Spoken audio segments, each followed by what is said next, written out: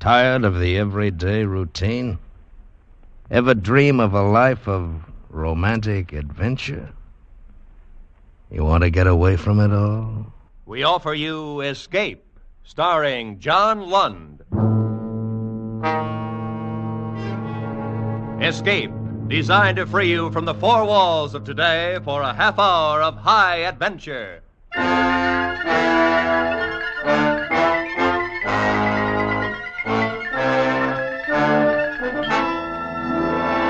You are groping your way slowly through the dark hold of a ship at sea, moving carefully, step by step, searching intently for something you dread to find, because you know that this ship carries a cargo of death.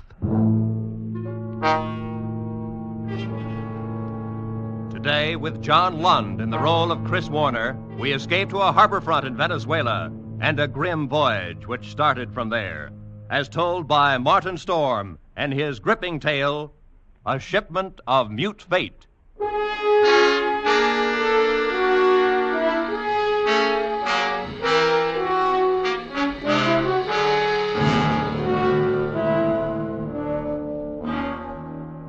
I stopped on the wharf at La Guaira and looked up the gangplank toward the liner Shanghai, standing there quietly at her moorings. The day was warm under a bright tropic sun, and the harbor beyond the ship lay drowsy and silent. But all at once, in the midst of those peaceful surroundings, a cold chill gripped me, and I shivered with sudden dread of the thing I was doing and was about to do. But too much had happened to turn back now. I'd gone too far to stop. I set the box down on the edge of the wharf, placed it carefully so as to be in plain sight and within gunshot of the captain's bridge. I knew what I was going to do, but I couldn't forget that a certain pair of beady eyes were watching every move I made. Eyes that never blinked and never closed, just watched and waited. I turned and started up the gangplank. Oh, you startled me, sir. I didn't hear... Why, it's Mr. Warner. Well, hello, Mother Willis. How's the best-looking stewardess on the Seven Seas? Well, I'm fine, Mr. Warner. Well, I guess I'd better run along now and get on with my chores. Wait a minute. That's a fine greeting after 2 months. Well, it's just that I'm so busy. No, I don't believe a word of it. Sailing day's tomorrow. You're simply avoiding me, that's all. Oh, no, Mr. Warner. Really, I'm not. And on the trip down from New York, you said I was your favorite passenger. Well, but I'm only Here. trying... What's that you're carrying in your apron? Oh, it's nothing. Just supplies. Supplies? Here, let's have a look. No, please. What? Why, it's a cat. It's Clara, Mr. Warner. Mr. Bowman said I had to leave her ashore, and I just couldn't. Who's Mr. Bowman? The new chief steward. Well, Clara's been aboard with me for 2 years, and I just can't leave her here in a foreign country, especially with her condition, so delicate and all. Well, I hope you get away with it. You won't tell anyone? Oh, not a soul. As a matter of fact, if things don't work out right, we may both end up smuggling.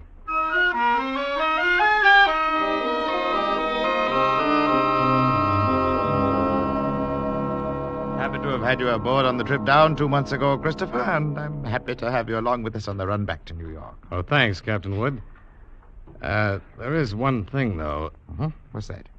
I'm having a little trouble with the customs men here. I wondered if you... I can't do it, Christopher. I cabled your father just this morning. Told him I would have done it for you if I possibly could. He sent a request from New York, you know. Yes, I thought he would. I wired him from upriver last week. Well, I hated to refuse, but that's absolutely out of the question. Captain Wood, I'm afraid I don't follow you. My responsibility to the passengers, son. We'll have women and children aboard, and on a liner, the safety of the passengers comes ahead of anything else. But with proper precautions... Something might happen. What? I don't know what, but something might. You've carried worse things. There isn't anything worse. Any skipper afloat will bear me out. No, Christopher, I simply can't take the chance. That's final.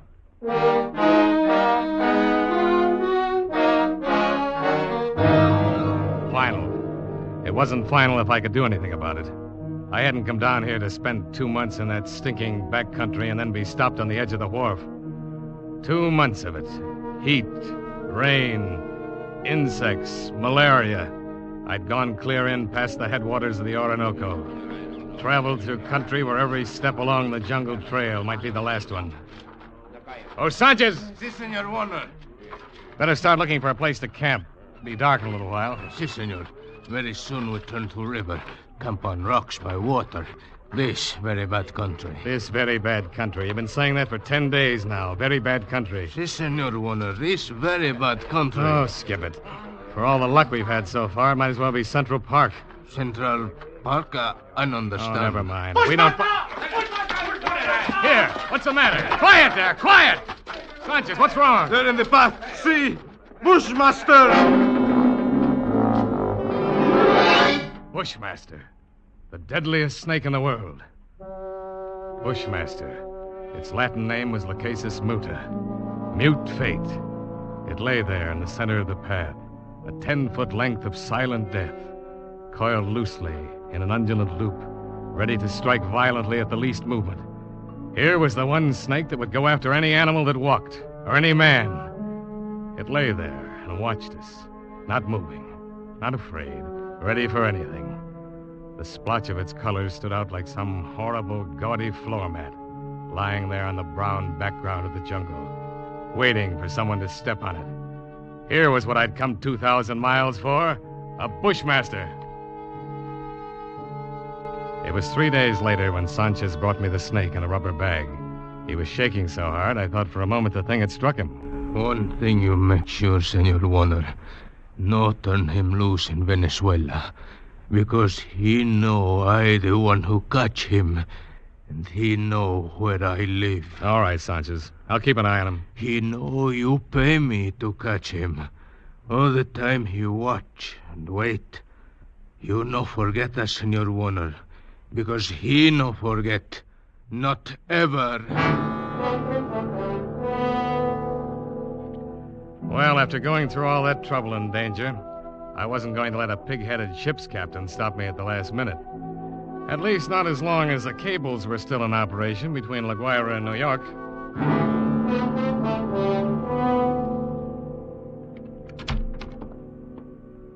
Morning, Captain Wood. Boy at the hotel said you wanted to see me. That's right, Christopher. Do. Sit down. Thank you. Seems you weren't willing to let matters stand the way we left them yesterday. Sorry to go over your head, Captain Wood, but I had to. The museum sent me all the way down here for that snake, and I'm not going to be stopped by red tape. Why, this will be the only live bushmaster ever brought to the United States. If I had my way, Christopher.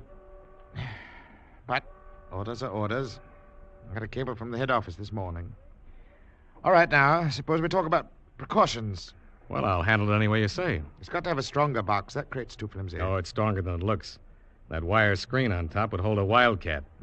But anyway, I bought a heavy sea chest this morning. We'll put the crate inside it. It sounds all right. We've got a lock on it. Heavy padlock. It's fixed so the lid can be propped open a crack without unlocking it. Snake's got to have air. All right. But in dirty weather, that lid stays shut. I'm taking no chances. Fair enough. We'll keep the blasted thing in my inside cabin, where I sleep. I can't have it in the baggage room. And nobody on board's to know about it. Whatever you say, Captain. We won't have any trouble. After all, it's only a snake. Doesn't have any magical powers. I saw a bushmaster in the zoo at Caracas once. Had it in a glass cage with double walls. Never move. Just lie there and look at you as long as you were in sight. Gave a man the creeps. I didn't know they had a bushmaster at the Caracas Zoo. They don't now. Found the glass broke one morning, the snake gone. Night watchman was dead. They never found out what happened. Well, the watchman must have broken the glass by accident in some way. The way they figured it, the glass was broke from the inside. We sail in 4 hours.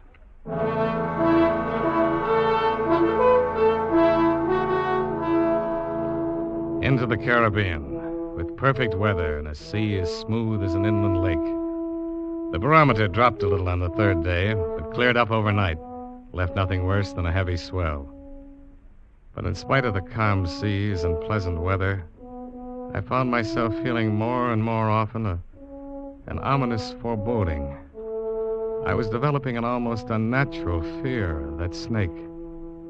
I stayed clear of the passengers pretty much. Got the habit of dropping into Captain Wood's quarters several times a day. He kept the heavy box underneath his berth. I'd approach it quietly and shine my flashlight through the open crack. Never once could I catch that 12-foot devil asleep or even excited. He'd be lying there, half coiled, his head raised a little, staring out of those beady black eyes, waiting.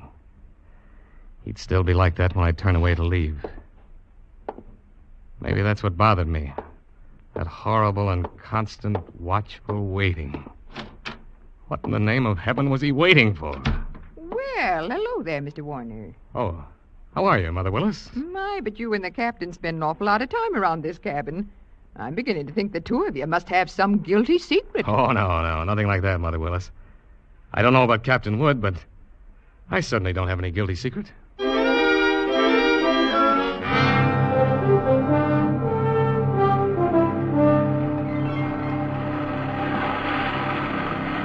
Well, she's running quite a swell out there, Mr. Bowman. Yeah, it's a little heavy, all right, Mr. Warner. Guess the storm passed through to the west of us yesterday when the glass dropped. Think it missed us then, huh? Well, that's where the mate figures.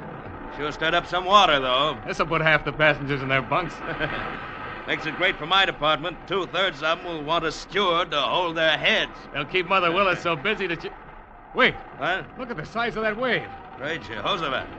We're going to take it on the port bow. You better hang on.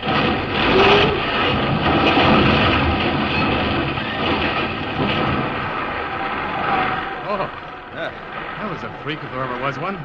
Not another wave that size in sight. Yeah, you see them like that sometimes, even on a calm sea. I better get below, Mr. Warner. That water probably did some damage on the officer's deck. Yeah, I suppose. What did you say? The wheel companionway was open on the port side. The bridge cabins must have taken a pretty bad smashing. They're right below the... Something wrong, Mr. Warner? Oh, no. No, nothing at all, Mr. Bowman. At least, I hope not.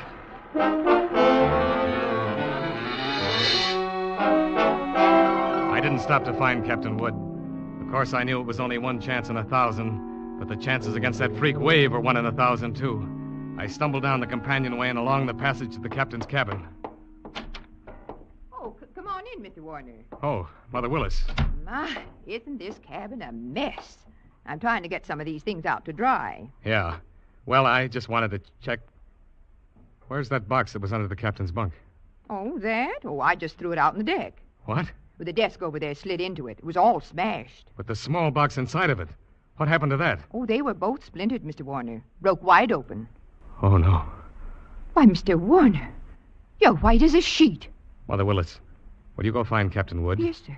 Tell him to come down here immediately. Well, of course, Mr. Warner. I'll go tell him right away. I can finish up here. I pulled open the top drawer of the bureau beside me and took out the captain's flashlight and a loaded pistol. Mother Willis had left a mop standing by the door. I put my foot on the head of it and snapped off the handle. Every move I made turned into slow motion. I could hear my own heart beating. Slowly, I started to search the cabin. Sodden heaps of clothing were scattered around on the wet black floor. I punched at them one at a time, holding the gun cocked, the flashlight pointing along the stick. Nothing. I worked around the room, throwing the light into the dark corners, back of the desk, under the bunk. Wherever I turned, I could feel those cold, unblinking eyes at my back, watching and waiting. Still nothing. Using the stick, I pushed open the closet door, threw the light inside.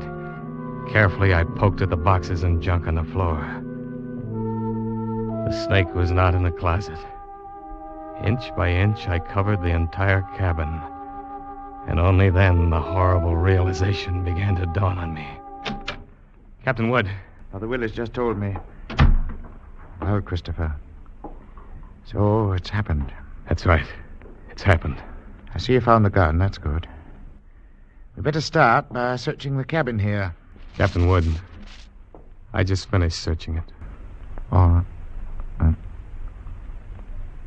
women, kids. That thing loose on board. 1,000 places for it to hide. Heaven help us, Christopher.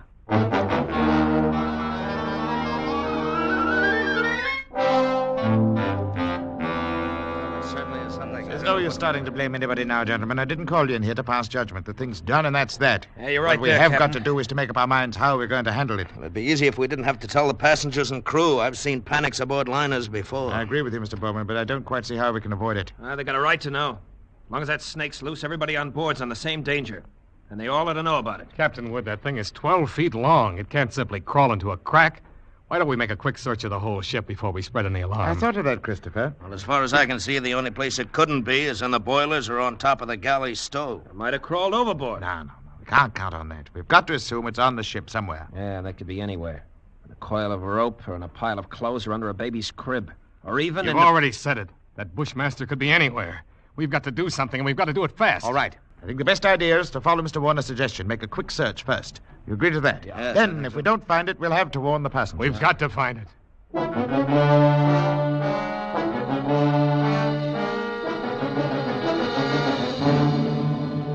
Alone in the dim baggage room, I went through the same movements as I had earlier in the captain's cabin. Gun in one hand, flashlight in the other, poking into every dark corner behind every trunk and box. Since the baggage room was empty, I could keep the gun cocked and ready. The rest of those poor devils were having to do the same thing barehanded. All over the ship, the search went on. Here now, steward. What on earth are you doing, rummaging through my cabin? I'm just checking up, ma'am. Well, I'm quite sure there's nothing in here that has to be checked. I'm sorry, ma'am. It's captain's orders. It'll only take a few minutes. Well, I've never heard of such a thing.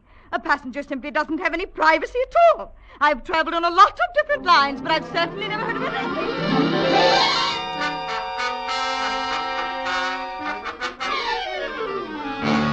Sorry, sir. I wonder if you'd mind moving over to the other rail. I'd like to look through these lockers. Sure, go ahead. What's the matter? You lost something? No, nothing like that. No, just looking Oh. things over. Well, there's nothing in there but life preservers. Yeah, that's right. You must be getting ready to sink the boat, huh? You got to collect the insurance on it, is that it? You're going to send us all to the bottom, I know.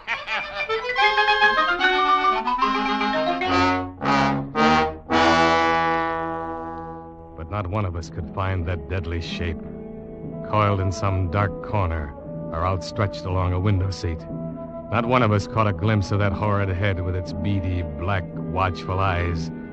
The thing lay waiting out there somewhere along the decks, shaded in the gathering dusk. But where, we didn't know. It was nearly dark when we met together again in the chart room. Well, gentlemen, there's no other way around it. We've risked all the time we can. We've got to warn the passengers. How we do it, Captain? Call them all together in the lounge? No, indeed. If we did anything like that, we'd be asking for a panic. We'll get one whether we ask for it or not. Pick a few men and go through the cabin decks. Tell them individually, inside their cabins. Watch for any that act like they might cause trouble, and we keep an eye on them. Handle the crew the same way. As soon as you're finished, arm all the deck officers and start searching again. Our only chance of preventing a riot is to find that damnable snake.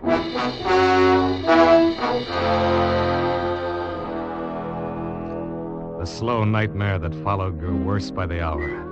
None of us slept. All the ship's officers not on duty kept on with that endless search.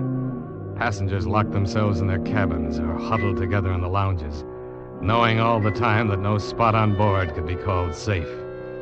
Fear was a heavy fog in the lungs of all of us, and every light on the vessel burned throughout the night.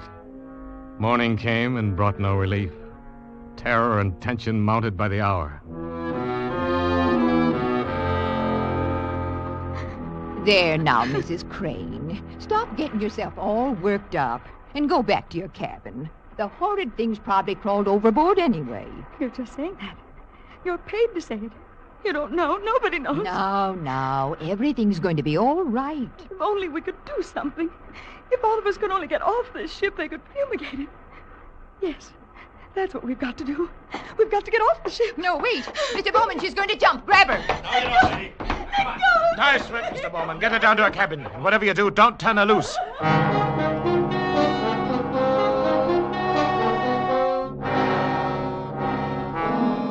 You never know when it might strike you. You can't put on a coat or move a chair without risking your life, and something's got to be done. It might be right here in this lounge. All right, mister. All right, you better quiet down and take it easy. Take it easy, eh? You're a great officer.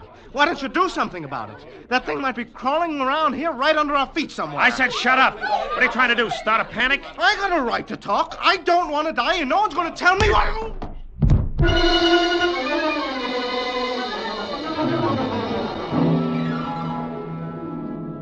The second night passed, and morning came around again. A gray and rainy day that dragged past, and then night came down. Third night of the terror. Again, every light burned, and the whole ship seized in the throes of incipient panic. Faced by a horror they'd never met on the sea before, crew and officers alike were on the verge of revolt. Passengers sat huddled in a trance-like stupor, ready to scream at the slightest unknown sound. At 7 bells, I made my way forward to the chart room. Found Captain Wood bent over a desk. Oh, hello, Christopher. Come on in. Sit down. It's got to be somewhere, Captain Wood. It's got to be. I don't know. You could search this ship for 6 months and never touch all the places aboard. If we can only hold out for 2 more days, we'll be in. What's your home office say? Here's the latest wireless from him. Keep quiet and keep coming. What else can we do? A cigarette, Chris? Oh, thanks. How is it on the decks? Pretty bad. Anything could happen. Yeah. So I took the guns away from the men. One pistol shot, we'd have a riot on our hands. The whole thing's my fault, Captain Wood. That's what I can't forget. Now take it easy, lad. There was only some way I could pay for it myself, alone. No. I know how you feel, but it's no more your fault than mine or the man who asked you to bring that snake back alive. Nobody planned this. You'd better try to get a little sleep, I think. Sleep? Mr. Bowman made some coffee down in the steward's galley a while ago.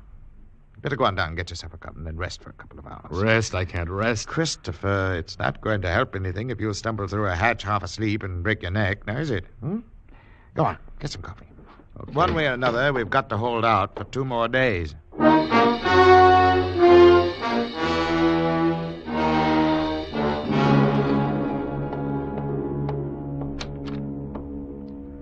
The light was on in the steward's galley, and the coffee pot was standing on the stove. It was still warm, so I didn't bother to heat it. I poured out a cup, carried it over, and set it on the porcelain tabletop in the center of the room. I started to light a cigarette.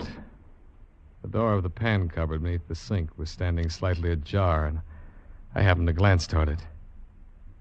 I dropped the cigarette and moved slowly backward. I'd found the Bushmaster.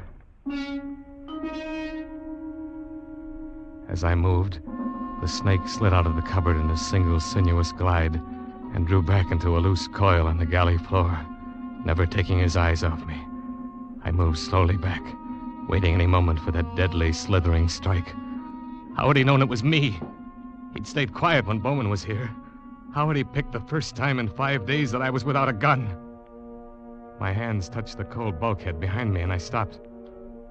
Only then I realized in terror what I'd done. The call button and door were on the far side of the room. I'd backed into a dead end. I stared at the snake in fascination, expecting any moment the ripping slash of those poisoned fangs. The horrible coils tightened a little, then were still again. 10 million years of evolution to produce this moment. Homo sapiens versus Lachesis muta. Man against mute fate. And all the odds were on fate. I knew then that I was going to die.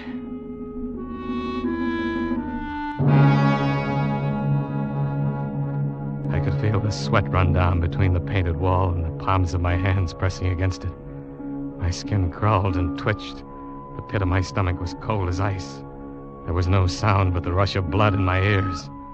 The snake shifted again, drawing into a tighter coil. Always tighter.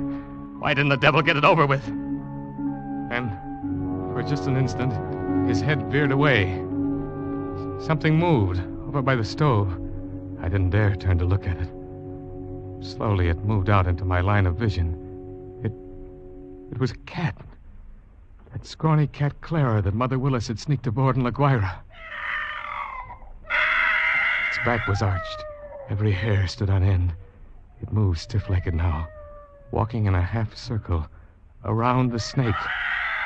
The Bushmaster moved slowly, kept watching the cat. He tightened. He was going to strike at any second. He struck and missed. The cat was barely out of reach. Now she was walking back and forth again. She was asking to die. Missed again by a fraction of an inch. He was striking now without even going to a full coil. Missed again and again, always missing by the barest margin. Each time the cat danced barely out of reach. Each time she countered with one precise spat of a dainty paw, bracing her skinny frame on 3 stiff legs. And then suddenly, I realized what she was doing. The Bushmaster was tiring, and one strike was just an instant slow. But in that split second, sharp claws raked across the evil head and ripped out both its eyes. The cat had deliberately blinded the snake. He didn't bother to coil now, but slid after her in a fury, striking wildly, always missing. And every strike was a little slower than the last one, until finally... As the snake's neck stretched out at the end of a strike, the cat made one leap and sank her razor-sharp teeth just back of the ugly head, sank them until they crunched bone. With tooth and claw, she clung as the monstrous snake flailed and lashed on the floor, striving to get those hideous coils around her, trying to break her hold, to shake off the slow and certain paralyzing death that gradually crept over him, and at last stilled his struggles forever. I took a deep breath. The first in minutes. The cat lay on her side on the floor, panting, resting from the fight just over. She had a right to rest. That mangy, brave, beautiful alley cat had just saved my life. And maybe others as well. But then, as I turned toward the stove, I suddenly became very humble. And I knew all at once what a small thing a human being really is. I and others aboard were still alive only by the merest accident.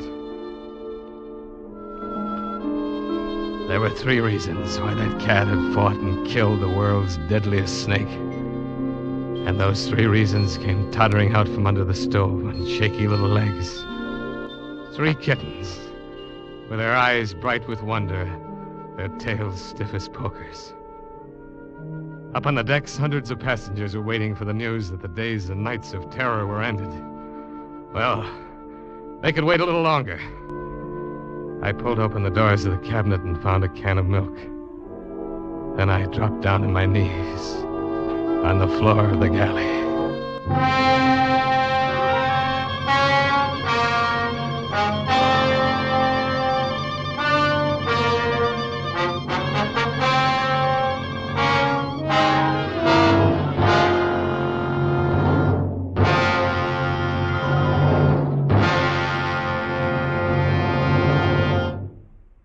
Escape, produced and directed by Norman MacDonald, has brought you John Lund in A Shipment of Mute Fate by Martin Storm, specially adapted for radio by Les Crutchfield.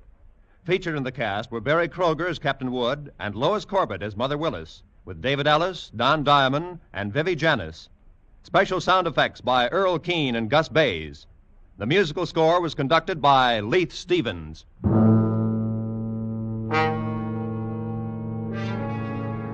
Next week, You are trapped in a remote valley in the Andes, walled in by sheer rock precipices, and surrounding you, closing in on you, is a band of blind men who want your eyes.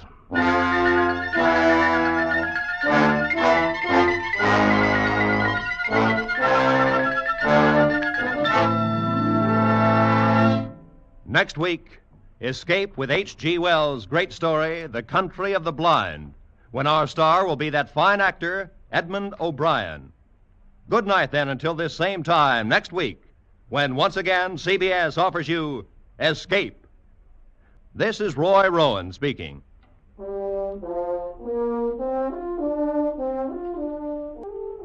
This is CBS, where 99 million people gather every week, the Columbia Broadcasting System.